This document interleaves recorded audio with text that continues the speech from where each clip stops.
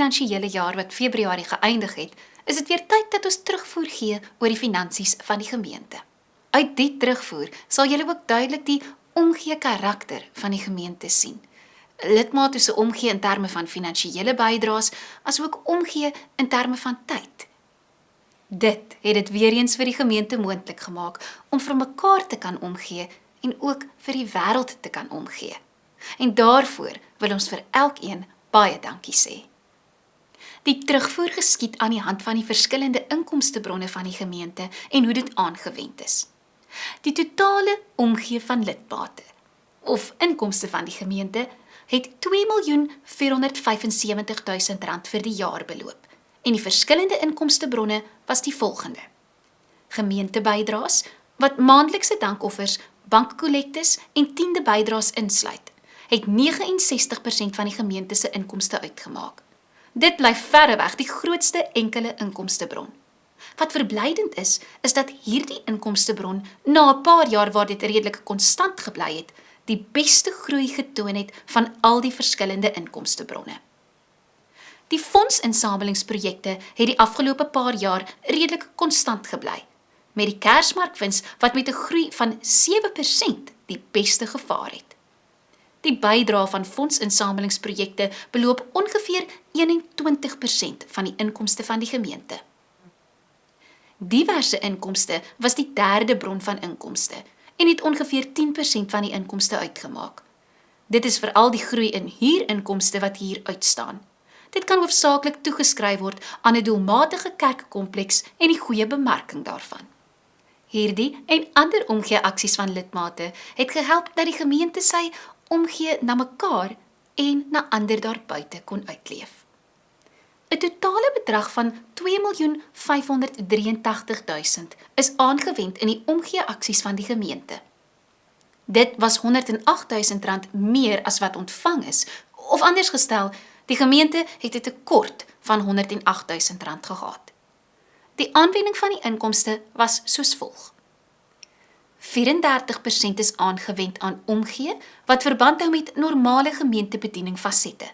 Dit sluit onder meer in eredienste, toerusting, weeklikse kleingroepe, kursusse, pastorale werk, siekebesoek en huisbesoek.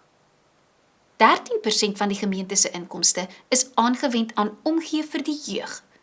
Hierby ingesluit is kategese, kampe, jeugbyeenkomste, familiebediening en kleuterskool. In totaal is daar dus 56% van die inkomste aangewend vir omgee-aksies binne die gemeente. Omgee by SOS, Sorg, Omgee en Seniors was 9% van die inkomste van die gemeente.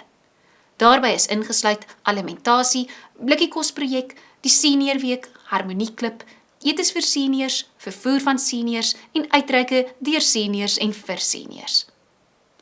Omgee na buite, waarby die gemeente op 'n direkte en indirekte manier betrokke is 11% van die inkomste van die gemeente vir die doel aangewend. Deur middel van die gemeente se synodale aandeel aan die Wes-Kaapse Synode word 'n verdere 6% van die gemeente se inkomste aangewend vir omgee binne die groter kerkverband waarvan ons deel is. Dit bring die totale persentasie van omgee-aksies buite die gemeente op ongeveer 23% te staan.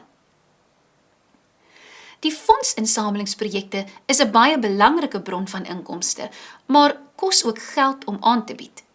'n belangrike deel hiervan hou verband met die tyd wat betaalde personeel hieraan spandeer.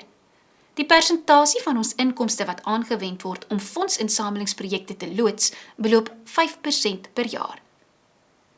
Die waarde van die gemeente se eiendom word bereken op ongeveer R18 miljoen.